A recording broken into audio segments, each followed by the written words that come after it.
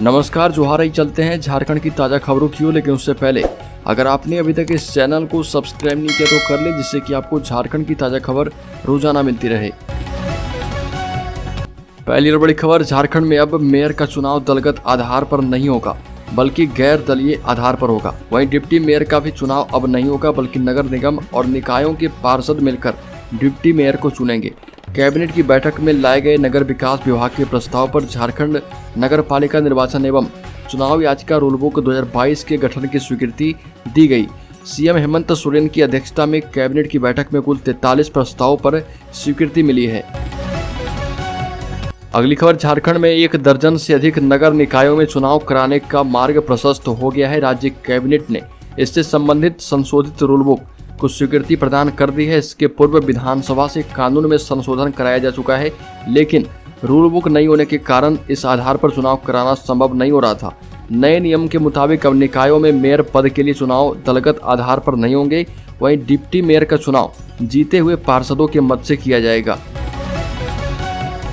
अगली खबर, झारखंड के युवा वर्ग के लिए खुशखबरी है। दरोगा एवं सिपाही भर्ती में आगे की प्रक्रिया सरकार ने चालू कर दी है। कैबिनेट की बैठक में यह प्रस्ताव पास हो चुका है। झारखंड राज्य के दरोगा और सिपाही बनने की चाहत रखने वाले युवा वर्गों को अब प्रथम स्तर पर दौड़ को पूरा करना होगा। इसके बाद परीक्षा देनी होगी, जिसके बाद उनकी चयन प्रक्रिया पूरी होगी और वह राज्य की सेवा में अपना सहयोग पुलिस की वर्दी पहनकर कर पाएंगे। इससे पहले राज्य में लिखित परीक्षा पास करनी होती थी, जिसके बाद दौड़ की प्रक्रिया संपन्न होती थी। कैबिनेट के द्वारा इस नियम को बदलकर पहले शारीरिक मजबूती को प्राथमिकता दी गई है। झारखंड के विद्यार्थी शारीरिक रूप से काफी मजबूत होते हैं, जिस कारण उन्हें पहले दौड़ के लिए मौका दिया जाएगा। इसके बाद लिखित परीक्षाएं ली जाएगी।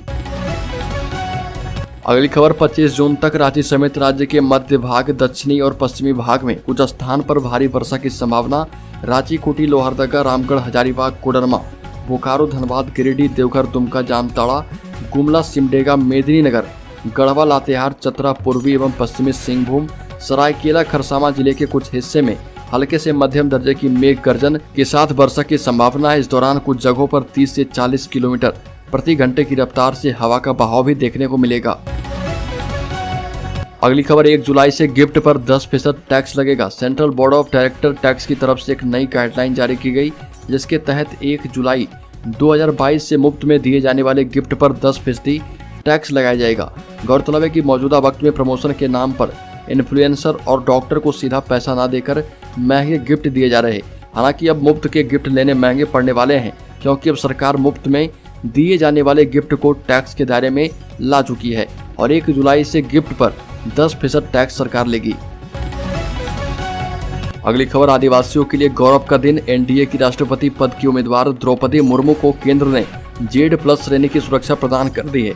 केंद्र सरकार ने एनडीए की राष्ट्रपति पद की उम्मीदवार आदिवासी महिला द्रौपदी मुर्मू को केंद्रीय रिजर्व पुलिस बल के जवानों के द्वारा 24 घंटे Z+ श्रेणी का सशस्त्र सुरक्षा कवच प्रदान कर दिया है। अधिकारियों ने जानकारी दी और यह कदम भाजपा के द्वारा झारखंड की पूर्व राज्यपाल द्रौपदी मुर्मू को सत्तारूढ़ राष्ट्रीय जनतांत्रिक गठबंधन के राष्ट्रपति पद के उम्मीदवार के रूप में नामित करने के एक दिन बाद किया गया है।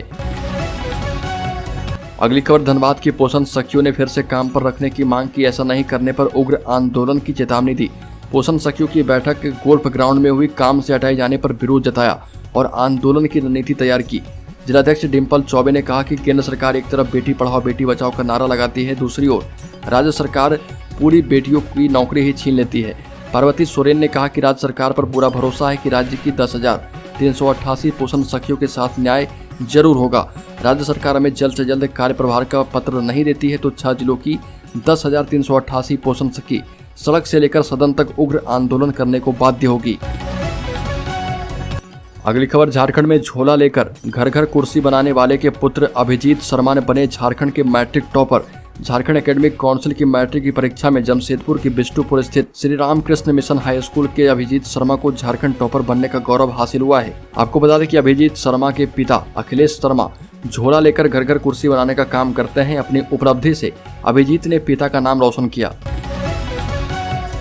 अगली खबर, झारखंड के सभी प्रखंडों में 23 जून से केसीसी शिविर की शुरुआत की जाएगी। सीएम हेमंत सोरेन लातेहार से करेंगे शुरुआत।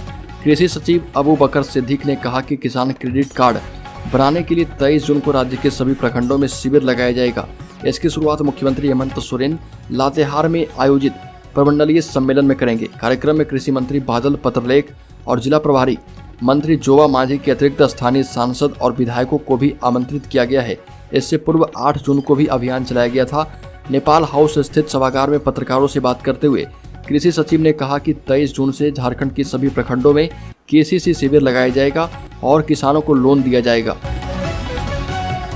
अगली खबर, झारखंड बोर्ड रिजल्ट के मायने में साल दर साल पिछड़ता जा रहा पूर्वी सिंहभूम और पश्चिमी सिंहभूम जिला।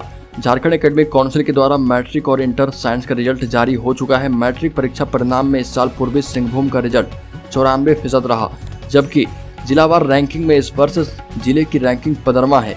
इस बार पिछले साल की तुलना में 1.45% कम बच्चे 10वीं की परीक्षा पास किए हैं। लेकिन अगर साल दर साल जिले की रैंकिंग पर नजर डाला जाए तो पूर्वी सिंहभूम लगातार पिछड़ता जा रहा। अगली खबर, आदिवासियों के लिए गौरव का दिन। राष्ट्रपति पद की उम्मीदवार बनने के बाद द्रौपदी मुर्मू ने कही ये बात। कहा कि एक आदिवासी महिला को अपना उम्मीदवार बनाकर भाजपा ने अपनी नीति स्पष्ट कर दी है और अभी इस पर कुछ नहीं कहूंगी। झारखंड से सटे ओडिशा के मयूरभंज के लोगों में काफी खुशी का माहौल है। द्रौपदी मुर्मू ने कहा कि मैंने नहीं सोचा था कि मैं राष्ट्रपति बन जाऊंगी। झारखंड से सटे ओडिशा के मयूरभंज के लोगों में काफी खुशी है क्योंकि उनकी नेता राष्ट्रपति बनने जा रही है। द्रौपदी मुर्मू के राष्ट्रपति पद के उम्मीदवारी घोषणा के बाद द्रौपदी मुर्मू अपने घर माहुला डे से निकलकर संताली आदिवासी के पूजा स्थल जाहिर थान देसावली में पूजा की। अगली खबर, झारखंड के मुख्यमंत्री हेमंत सोरेन के द्वारा अपने नाम पर रांची के अनगढ़ा में पत्थर खनन लीज आवंटित किए जाने के मामले में झारखंड हाईकोर्ट के आदेश के खिलाफ हेमंत सोरेन ने सुप्रीम कोर्ट में एसएलपी याचिका दाखिल की। याचिका में हाईकोर्ट के उस आदेश को चुनौती दी गई जिसमें हाईकोर्ट ने याचिका को सुनवाई योग्य माना है। इस मामले में झारखंड हाईकोर्ट में 23 जून को सुनवाई निर्धारित है। हेमंत सोरेन की ओर से उच्चतम न्यायालय में दाखिल एसएलपी में कहा गया है कि उक्त याचिका राजनीति से प्रेरित है। प्रार्थी सोरेन परिवार का राजनीतिक विरोधी रहा। इसके अलावा हाईकोर्ट के नियमानुसार याचिका दाखिल नहीं किए जाने की वजह से उक्त याचिका सुनवाई योग्य नहीं है। अगली खबर, पूजा सिंघल के दुलारे पर हेमंत सरकार का हंटर। पैसा खाने खिलाने वाले 9 डीएमओ को भेजा नोटिस।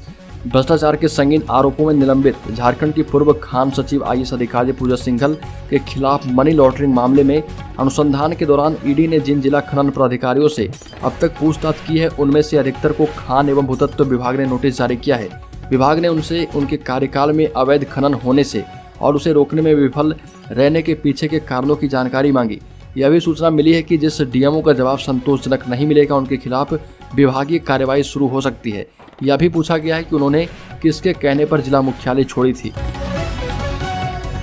अगली खबर, आजादी के बाद देश के सर्वोच्च राष्ट्रपति पद के लिए पहली बार किसी आदिवासी को आगे कर राजग ने एक तीर से कई निशाना साध लिया है। देश भर में आदिवासियों की आबादी 12 करोड़ से अधिक है और सामाजिक, आर्थिक और राजनीतिक मोर्चे पर इनकी भागीदारी अन्य समुदायों की अपेक्षा कम है। ऐसे में बीजेपी ने द्रौपदी मुर्मू का नाम आगे बढ़ाकर यह संदेश देने की कोशिश की है कि उनके एजेंडे में समरसता और सर्वस्पर्शी समाज की परिकल्पना सर्वोपरि है। उसका समाज के हर तबके में उन्नयन विश्वास है। इसका राजनीतिक प्रभाव भी व्यापक तौर पर पड़ेगा। अगली खबर, देश में कोरोना केस एक दिन की गिरावट के बाद फिर से बढ़ने लगे। पिछले 24 घंटे में 12,150 नए केस मिले हैं। कुल एक्टिव मरीजों की संख्या 80,000 के पार है। मार्च के बाद ये पहली बार है जब इलाज कराने वाले मरीजों की संख्या में इजाफा हुआ। 1 मार्च को 85,680 एक्टिव केस दर्ज किए गए थे। महाराष्ट्र में पिछले 24 घंटे में 3,659 केस मिले हैं, वहीं 3,356 मरीज ठीक हुए। अगली खबर, अग्निपथ योजना को लेकर करीब 70 खाप प्रतिनिधियों की महापंचायत में अधिकतर खाप प्रतिनिधियों ने इस योजना का विरोध किया और कहा कि सरकार युवाओं को जवान की बजाय मजदूर बनाने पर तुली है। सहमति से निर्णय लिया गया कि इस योजना के विरोध में 23 जून से जिला मुख्यालयों पर डीसी के माध्यम से राष्ट्रपति के नाम ज्ञापन देकर इसे वापस लेने की मांग की जाएगी। यदि ये वापस नहीं हुई तो युवाओं के नेतृत्व में धरने और आंदोलन होंगे। युवाओं से सरकारी संपत्ति को नुकसान न पहुंचाने की सलाह भी दी गई है। सापला में भी महापंचायत होगी जिसमें जिंद से 10 लोगों का एक प्रतिनिधिमंडल भाग लेगा।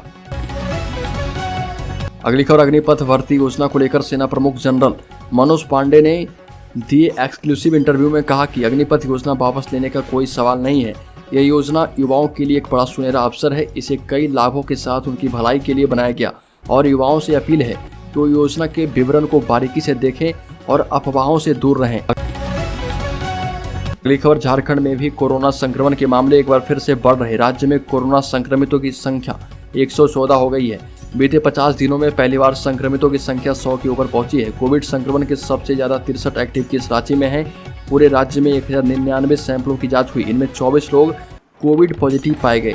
स्वास्थ्य विभाग की रिपोर्ट के मुताबिक पिछले 24 घंटे में 10 लोग कोरोना संक्रमण से मुक्त भी हुए। झारखंड के अन्य जिलों में पूर्वी सिंहभूम में 12, देवघर में 11, बोकारो में 7, लातेहार में 3, कोडरमा और पलामू में 2 और दुमका, हजारीबाग, सिमडेगा, जामताड़ा, गढ़वा और लोहरदगा में 1 संक्रमित मरीज मिले हैं। अगली खबर, बोकारो में 4 लेन कार्य को मंजूरी मिल गई। बोकारो के ITI मोड़ से उकरीद मोड़ तक होते हुए 4 लेन सड़क में चौड़ीकरण और मजबूतीकरण का काम करना शुरू होगा। कैबिनेट की बैठक में इसे स्वीकृति दे दी गई। अगली खबर, देवघर के शिक्षकों को जारी शो कॉज नोटिस पर रोक लगा दी गई। अदालत ने सरकार से जवाब मांगा है। सरकार झारखंड हाईकोर्ट के जस्टिस डॉक्टर SN पाठक की अदालत में शिक्षकों को हटाने के मामले में दाखिल याचिका पर सुनवाई